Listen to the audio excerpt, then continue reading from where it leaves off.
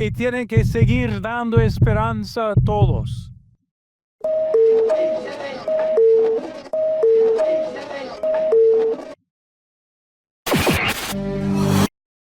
Bienvenidos a un diálogo más, a un episodio más de este podcast del Seminario Nacional Nuestra Señora de los Ángeles, Diálogos.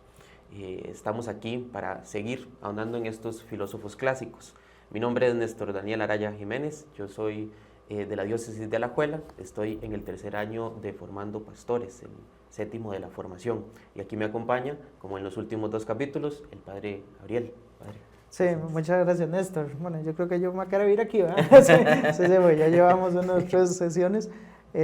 Bueno, y agradecerles más bien por la confianza y por invitarme. Yo creo que uno aquí como de la casa siempre pues le encanta venir a estos lugares, y nada más para aquellos que ven el primer podcast, el Padre Gabriel Alfaro, Juan Gabriel Alfaro Molina. Soy doctor en filosofía, profesor, me he dedicado muchos años ya a la docencia en estas materias. Bueno, Padre, ahora nos corresponde seguir en esta línea, ¿verdad? Que decíamos, sucesoria de discípulos, Sócrates el Grande, el que fundó la filosofía de alguna manera, Platón, su gran discípulo, el que sistematizó de alguna manera su pensamiento, que fue evolucionando, y ahora Aristóteles, el que es discípulo de Platón, ¿verdad? Empezó como el gran discípulo de Platón, aunque después se alejó, ¿verdad? Hablábamos mucho del dualismo y demás de Platón en el capítulo anterior, y cómo Aristóteles empezó a apartarse. Entonces tal vez podríamos empezar de ahí, cómo fue esa historia de Aristóteles, de primero ser discípulo de Platón, de estar muy comprometido con Platón y empezar a alejarse del pensamiento de su maestro. Sí, Néstor, bueno, aquí hay que aclarar algunas cosillas. Bueno, como cualquier alumno, y yo creo que uno siempre como maestro, digamos, bueno, si se puede llamar uno así, siempre espera que los alumnos lo superen, digamos. Ya sería, digamos, muy egoísta de un maestro que no espere que sus alumnos lleguen más allá en el conocimiento. Entonces, en el caso de Aristóteles, él siempre le tuvo un aprecio a Platón. Por ahí alguna que otra teoría él sí se la va a negar, digamos, eso sí que era como la teoría fundamental de Platón, que va a ser la teoría del mundo de las ideas, que es la principal. Pero me refiero a dos cosas. Primero, para que se den ustedes una idea, el lugar de formación de Platón se llamó la Academia, ¿verdad? La Academia de Platón. De ahí es donde viene todo esto de la Academia de Baile, la Academia de Música, la Academia de Piano. O sea, de ahí vienen esos conceptos que curiosamente el concepto Academia viene del lugar donde construyó sus instalaciones de enseñanza Platón, que había una estatua de Academos. De ahí es donde viene todo. La estatua de Academos, Academia. Bueno, entonces, para continuar con la idea, Aristóteles ingresó a la academia con 17 años y salió de la academia a los 37 años. Estamos hablando que estuvo 20 años ahí. Sí, claro. O sea, toda su, digamos, parte de adolescencia, juventud y adultez permaneció ahí. ¿Okay? Entonces, eso obviamente le trae un vínculo. Entonces, ¿cuándo sale Aristóteles de la academia? Por una sencilla razón, que pues se murió Platón. Entonces, okay. Se muere Platón. Viene la discusión de quién iba a quedar a cargo de la academia. La familia de Platón decidió que quedara en manos de Espeusipo, que era sobrino de Platón, porque quedaran algo más familiar, ¿no? Entonces Aristóteles dice, bueno, igual ya no está el maestro, pues me voy. Sí, ya no tengo aquí. Ya no tengo aquí. ¿Qué hacer? Sí, digamos, sí. Y entonces Aristóteles también, como tenía ciertos recursos, decidió fundar su propia escuela, que se va a llamar el Liceo. El Liceo, de ahí vienen también todos los nombres de colegios, el Liceo tal, liceo. Entonces, el Liceo, ¿no? Para que lo entiendan. Entonces, hasta ahí todo bien. Aristóteles siempre va a mirar. Entonces, cuando Aristóteles empieza a trabajar sus propias ideas, es donde dice, tal vez a eso te estás refiriendo, Néstor, es esa frase: yo soy amigo de Platón, pero soy más amigo de la verdad. Ajá. Que lo dice en la Ética Nicomaquia, exactamente. Ajá. Cuando empieza a decir que algunos de los postulados de su maestro no le convenían. Ahora, ¿qué es lo que pasa? Aristóteles no creía en esa separación de mundos que hizo Platón. Para Platón estaba el mundo de las ideas y el mundo de las sombras. El mundo de las sombras no sirve para nada, es un engaño, es una ficción, una simulación, y el mundo verdadero es el mundo de las ideas. ¿Qué es lo que va a hacer Aristóteles? Vuelve a unir los dos mundos. y sobre todo lo va a unir a través de una palabra en griego que tiene mucho significado, que es el concepto de hilemorfismo, porque la palabra hile viene de materia y morfe viene de forma. Entonces, ¿qué es lo que él dice? No, las cosas son reales, pero no separadas, las formas de la materia, sino están vinculadas. Entonces, la materia y la forma están vinculadas. Entonces, ahí es donde él dice, soy más amigo de la verdad. Dice, Platón está buscando la trascendencia, separó los mundos, yo busco la trascendencia y los uno. Entonces, sí, hay materia, esto que vemos, pero hay una trascendencia, que ahí habría que ver, digamos, bueno, el concepto de alma y demás. Hay algo que trasciende, algo que va más allá, algo por el cual somos especiales, somos creados. Eso es lo que podríamos decir que fue la principal diferencia con Platón. Lo demás va a sostener elementos éticos y demás muy parecido a las mismas posturas platónicas y socráticas también. Sí, aquella famosa pintura, ¿verdad? Donde está Platón señalando hacia el cielo y Aristóteles señalando como hacia la tierra, como diciendo, no, aquí, ¿verdad? Esa unión. Sí. Y me da paso a profundizar un poquito sobre esto, porque no podemos hablar de Aristóteles si no hablamos de la unión materia-forma, de las causas, ¿verdad? Que es tan relevante y que tan relevante es también para nuestro pensamiento cristiano. Claro. Entonces, tal vez podríamos entrar en esto, Padre, de las 4 causas, cómo es que ve la realidad Aristóteles desde estas 4 causas y cómo nos podemos nosotros, pues tal vez con algún ejemplo, verlo en nuestro alrededor. Sí, claro. Sí, esto que señalabas de la pintura esta, sí, Platón señalando hacia arriba, Aristóteles hacia abajo, es la famosa pintura de la Escuela de Atenas de Rafael Sanzio, que se encuentra precisamente en uno de los aposentos del Vaticano, pintado por Rafael, ¿no? Bueno, y no solamente están ellos, están en el centro, pero están todos los otros filósofos ahí alrededor, pero sí llama la atención eso, ¿verdad? Que los dos estén ahí juntos con sus teorías. Y con el tema antes de referirme a lo de las causas, para decirlo sencillo, digamos, para entender a Aristóteles hay que entender los binomios. Por ejemplo, Aristóteles trabaja en binomios, sustancia-accidente. ¿Qué es la sustancia? ¿Qué es el accidente? Acto-potencia. ¿Qué es el acto? ¿Qué es la potencia? Causa y efecto, ¿verdad? Materia-forma, entonces todos son binomios, ¿verdad? Entonces, en el caso de la causa-efecto, podríamos decir que Aristóteles, yo lo definiría como el verdadero sistematizador de la filosofía. ¿Por qué? Platón enseñó, pero no le dio ese sistema. Cuando decimos sistema de filosofía es el orden filosófico de la reflexión. De hecho, una de las cosas que se le debe a Aristóteles es el tema de la lógica. Y la lógica es cómo ordenar los pensamientos para llegar a conclusiones razonables, ¿verdad?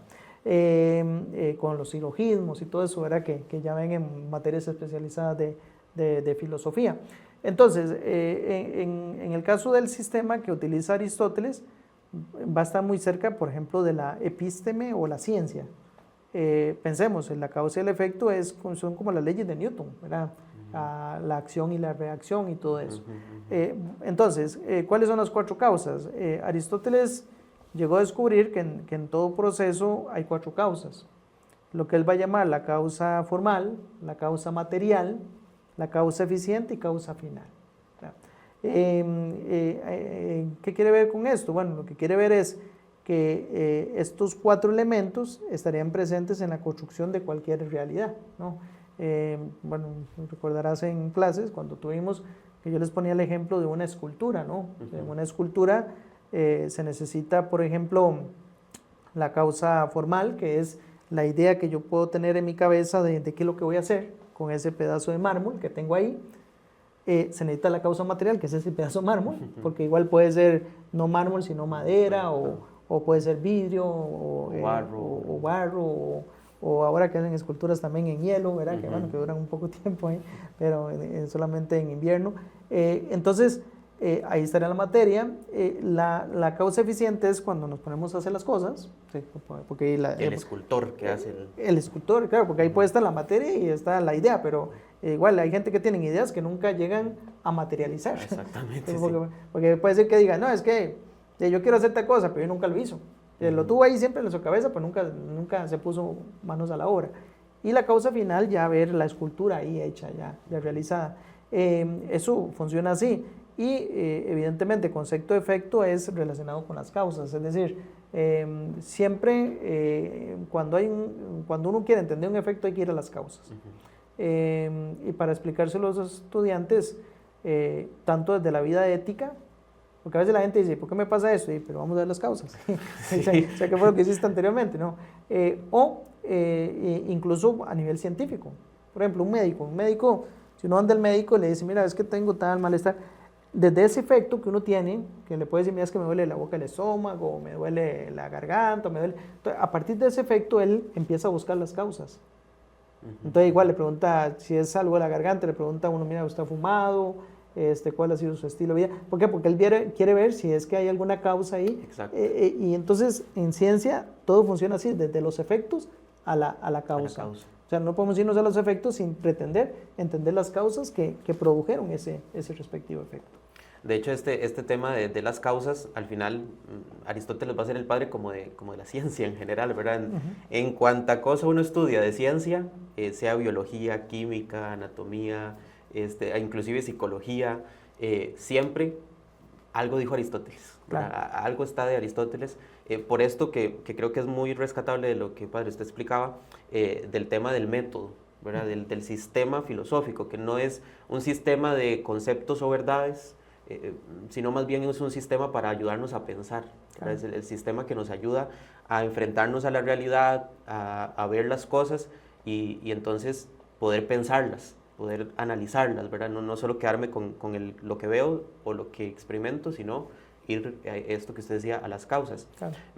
Y me da pie para seguir a otro tema, que es el tema de moral, digamos, dentro de la filosofía aristotélica, y esta idea de la eudaimonía que él tenía de la felicidad, de que al final la moral está dedicada a eso, a que seamos felices, que va a hacer mucho eco en el cristianismo y cómo nosotros también creemos esto, ¿verdad? Que es el ser felices, el buscar nuestro bien y el bien de los demás.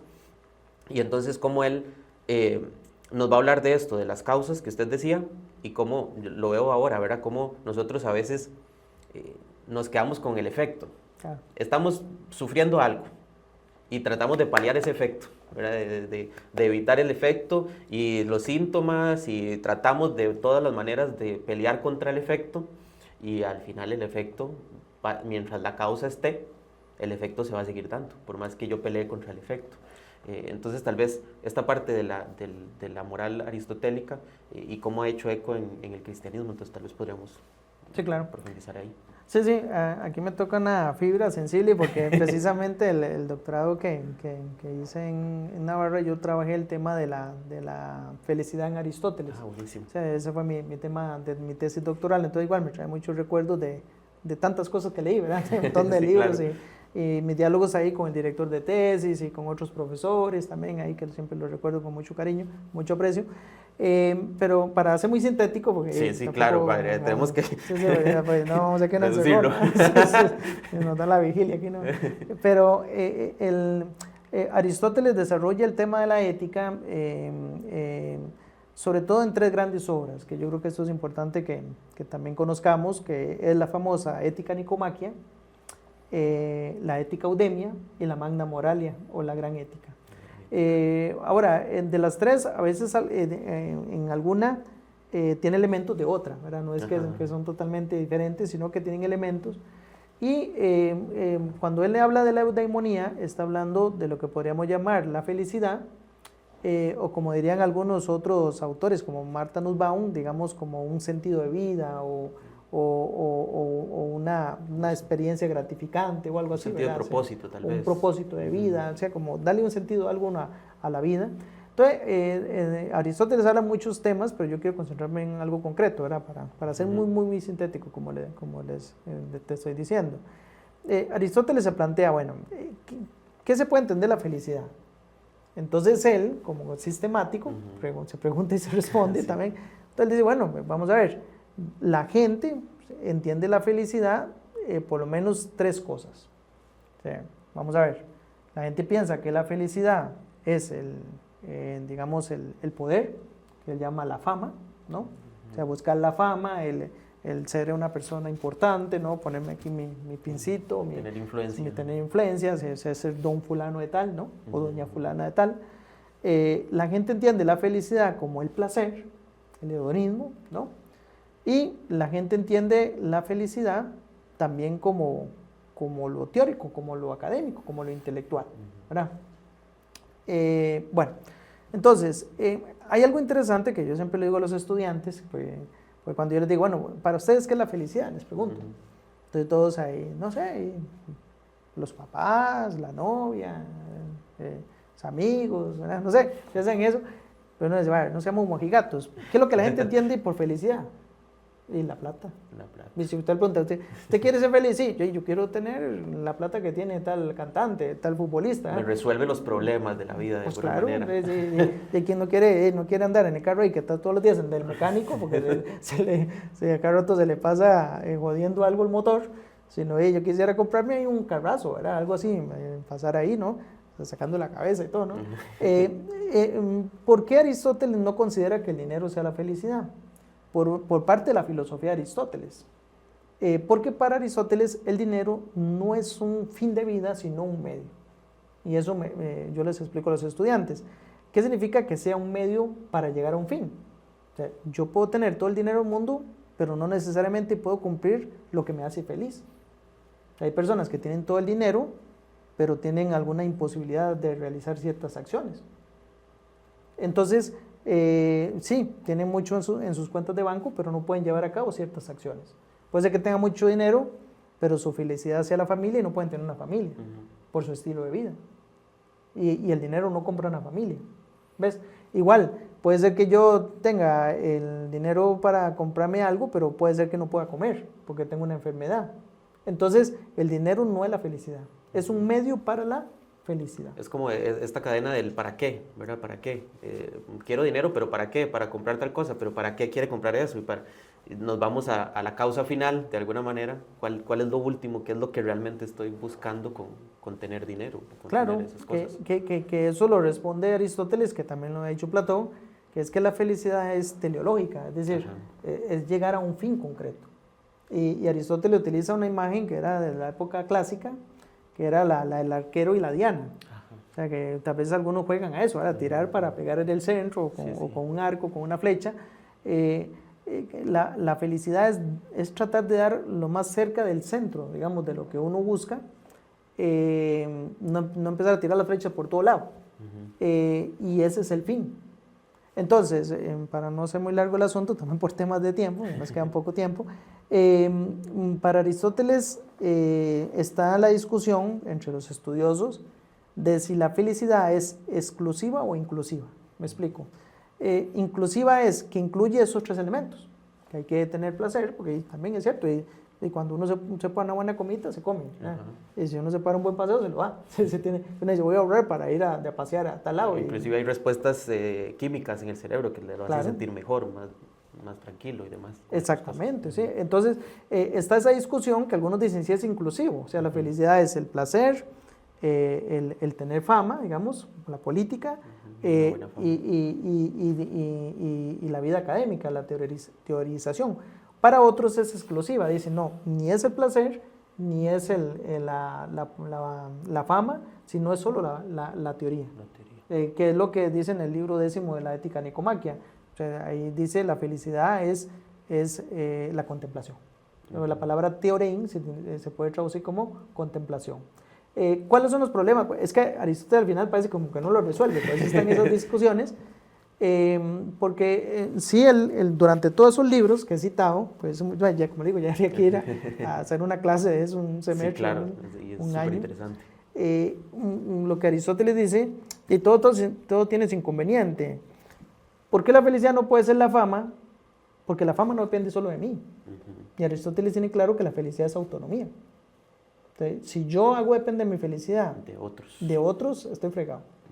Por ejemplo, si como aquella gente dice, es que yo soy infeliz porque nadie me quiere. Y pues que usted no necesita que nadie lo quiera, usted tiene que quererse solo. Digamos, es un tema de automotivación.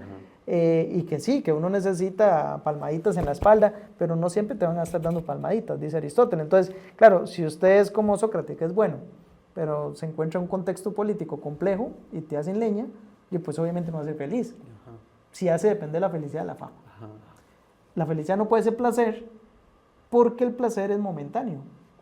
Y la línea entre el placer y el dolor es muy, muy delgada. muy delgadito. O sea que un placer se puede transformar rápido en un dolor y un dolor se puede transformar rápido en un placer. Ejemplo, un placer se puede transformar en un dolor, que usted dice, bueno, yo quiero comer algo y le agarra como ansiedad y se come todo, se lo comió, Viene el placentero. dolor. Luego viene su mal de estómago, Ajá. dolor de estómago, se empieza a sudar frío, fiebre, etc. Okay. O un dolor, como le digo yo a los estudiantes, estudian. Puede ser que es doloroso quedarse madrugada mientras todos están durmiendo o quedarse ahí que los papás se fueron a un paseo y ellos tienen que quedarse porque tienen examen de filosofía o matemática, no sé. Pero luego va a venir, ese dolor se transforma en un placer. El día cuando estén ahí con toda su familia, con un gran logro graduándose. Claro. Entonces, claro, también la felicidad tiene como esos bemoles. Bueno, luego por ahí sí. Sí, no, definitivamente Aristóteles es uno de los que yo podría pasar hablando muchísimo. Hay muchísimo que se nos quedó por fuera, ¿verdad? De todas las teorías aristotélicas, de la metafísica, ¿verdad? De la inmortalidad del alma, si era que creía o no en la inmortalidad del alma, tal vez que eso quedó ahí como muy, también algo inconcluso de alguna manera, pero bueno, se nos acabó el tiempo y ya habrá otros momentos para que podamos profundizar sobre esto y también todo lo que, creo que lo hemos ido diciendo también poco a poco, del reflejo que se puede tener en el cristianismo y cómo después Santo Tomás, que ya lo veremos también en otro momento, toma mucho de Aristóteles para darle forma al pensamiento cristiano. No es tanto que lo copia, sino que le da forma al pensamiento cristiano con el método aristotélico que nos ayuda también a nosotros a entender. Pero así, tal vez brevemente, Padre, de nuevo, ¿qué nos dice Aristóteles hoy a nosotros como cristianos en nuestro camino? Hoy, ¿qué nos dice? Sí, claro. Yo creo que hay muchas cosas, por ejemplo, todo esto que hemos señalado de la ética. Sí. Si estudiáramos más la ética aristotélica, nos daríamos cuenta de un nuevo sentido, digamos, de la existencia. Como señalabas, uno de los libros fundamentales de Aristóteles es la metafísica, donde incluso en uno de sus libros, en el libro Lambda, que se llama, que es una de las letras griegas, trata también el tema de Dios, ¿verdad? Como motor inmóvil, que yo creo que es uno de los temas interesantísimos también en el desarrollo filosófico, y también nos hace una invitación a dedicar la vida al saber o al conocimiento. Un dato curioso, y termino con eso para no ser muy largo, Aristóteles también tuvo que abandonar Atenas, porque cuando Aristóteles ha sido maestro de Alejandro Magno, ha sido tutor. Y cuando cayó Alejandro Magno, o sea, que se murió, se vino, se cayó todo, digamos, porque los macedónicos habían conquistado Atenas. Entonces, claro, de muerto el gran Alejandro Magno, entonces se descompuso todo. Entonces se volvió a retomar otra vez el poder en Atenas. Y como Aristóteles había estado cercano a Alejandro Magno, entonces se vio amenazado. Aristóteles huyó de Atenas. Y cuando le preguntaron que por qué huía, él dijo esta frase, para terminar con el primer podcast que hicimos hace algún tiempo de lo de Sócrates, ¿no? Ajá. Aristóteles dice, no voy a permitir que se cometa un segundo crimen contra la filosofía. ¿Cuál fue el primero? Mataron a Sócrates. Ese Aristóteles, a mí no me van a matar. Bueno, tampoco le sirvió mucho porque murió un año después, pero bueno, pero se fue. Pero por lo menos se murió solo, digamos, cuando él quiso, digamos, si es el caso. Pero era parte, digamos, de esos valores o esos respetos que él entendió que debe tenerse a un sabio y al conocimiento, ¿verdad? Sin ser arrogante, obviamente. Sí, tal vez terminando ya estos tres grandes filósofos, me parece interesante que, aunque se fueron alejando uno del otro en cuanto al pensamiento, su base siempre fue la misma, ¿verdad? El conocimiento, la verdad. Siempre fueron fieles a sus maestros en cuanto a perseguir la verdad, tanto Platón con Sócrates, tanto Aristóteles con Platón, y creo que eso es el mensaje que yo me llevo hoy, de que podamos ser fieles a la verdad, ¿verdad? Fieles a este ímpetu de buscar la verdad, de conseguirla, de no conformarnos con poquito, ¿verdad? Yo en algún momento le digo a la gente, cuando me despido, sea santo y no se conforme con menos, ¿verdad? Busque la verdad y no se conforme con menos. No estamos hechos para otra cosa, necesitamos la verdad, no nos vamos a conformar con lo poquito, y seamos felices, busquemos la felicidad, pero la verdadera, con todo esto, ¿verdad? Al final todo esto nos dice algo a nuestra vida cotidiana y qué podemos ir haciendo para nosotros ir mejorando. Entonces sí sería bueno también que ustedes que nos escuchan y nos ven puedan escribirnos de estas preguntas que hacía el padre, que me pareció interesante. ¿Qué es para ustedes la felicidad? ¿Qué los hace dormir tranquilos cuando llegan del trabajo cansados? ¿Qué es eso que le da sentido a la vida? Si es la familia, si es Dios, si es un proyecto, si es un amor, ¿qué es lo que me da sentido? Tal vez también interiorizar un poquito estas cosas para cada uno de nosotros y ponernos en la dialéctica de hacernos las preguntas que importan también a nosotros mismos. Entonces tal vez ahí nos pueden dejar un comentario, qué les ha parecido esto, ya terminando a estos tres grandes de la filosofía, y ya vendrán pues nuevos capítulos en donde iremos avanzando en esta historia de la filosofía, ya con otros compañeros, otros invitados que van a enriquecer estos diálogos para no quedarnos solo con una visión, sino con muchas. Entonces, de verdad que muchísimas gracias a los que nos escuchan por Facebook, por Spotify o por YouTube.